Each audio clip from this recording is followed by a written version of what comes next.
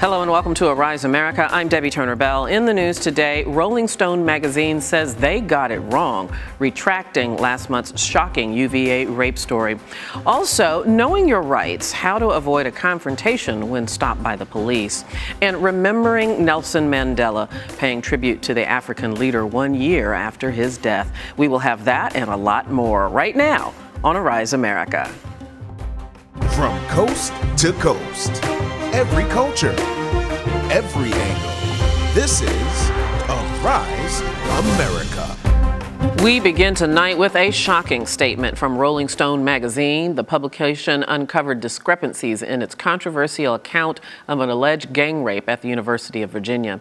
The article triggered national outrage. It claimed to reveal a culture at the university that condones on-campus rape, and it launched a criminal investigation.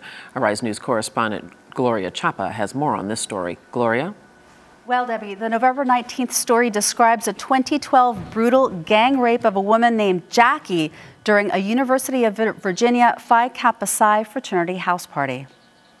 The A Rape on Campus story goes on to say that the university's failure to respond was part of a history of indifference to other alleged sexual assaults, prompting UVA President Teresa Sullivan to start a full investigation on the attack, examining the school's response to sexual assault claims.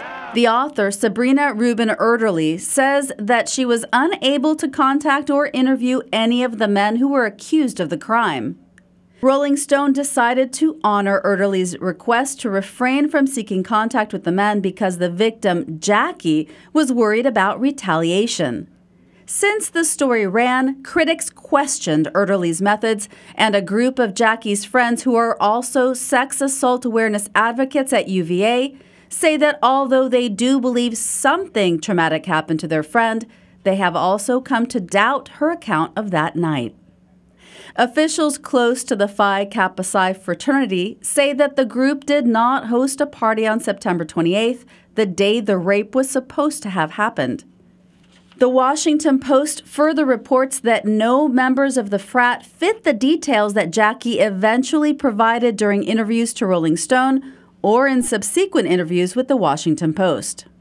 In the published statement, Rolling Stone managing editor Will Dana says, in the face of new information, there now appear to be discrepancies in Jackie's account, and we have come to the conclusion that our trust in her was misplaced. In an interview this week with the Washington Post, the alleged victim, Jackie, says that she felt manipulated by the Rolling Stone author and out of control of her own account.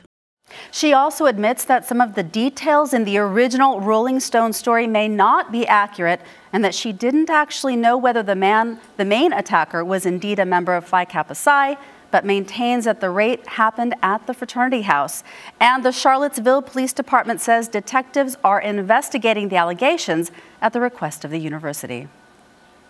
All right, Gloria, thank you very much. We continue this discussion with Chloe Angyal. She is a senior columnist at feministing.com and an opinion contributor at Reuters. Chloe, it's good to see you. Thank you for having me. I don't know if I have the right word. This is shocking. This is astounding. This is heartbreaking. It is. That Rolling Stone has retracted the story because they don't have confidence in this source. How damaging is this to the cause of supporting actual sexual assault victims and sexual assault victims coming out and telling? Well, I think we should be really clear about this. There is no evidence that this woman was not assaulted, right? What we know is that some things have been disputed. That doesn't mean that an assault didn't take place. And what we also know is that between 2 and 8% of rape allegations are false, between 2 and 8%. Most college students think it's about 50% if you ask them, but the real number is between 2 and 8%. Well, that's a very good point to make, and we don't know what happened. We do know that Rolling Stone lost enough confidence in this source and the details that they actually retracted. They didn't make corrections,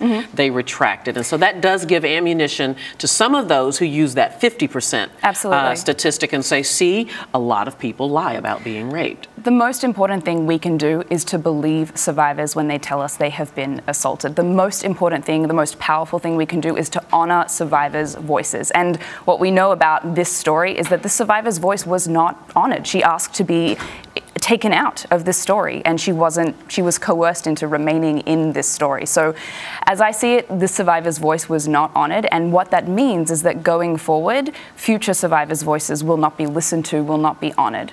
So what do you say then to those who have been victims of sexual assault and they see something like this happen and then they see the reaction on Twitter? I know that you saw a lot of reaction on Twitter and reacted to it. I would say I believe you. I would say that there is such a the list of risks for coming forward with a real accusation is so long, and the reward for coming forward with a false accusation is so short that we owe it to survivors to give them the benefit of the doubt. But how much glee did you see in social media in reaction to this retraction? I saw a lot, because people would rather blame victims than confront the reality of sexual violence in this culture. It really is a shame, no matter how you look at it. Chloe Angyal, thank you so much. Thank you for having me.